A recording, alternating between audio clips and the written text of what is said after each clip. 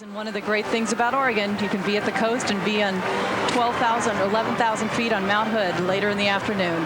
And here we see the Centennial High School from Gresham, Oregon marching band, the Awesome Eagles, showing off their superb sound and precision marching that has earned them top prizes in many of the Rose Festival band events over the years. Centennial is located in Gresham, which is just to the east of Portland. Community, a major community right outside Portland, sort of part of the metropolitan area here.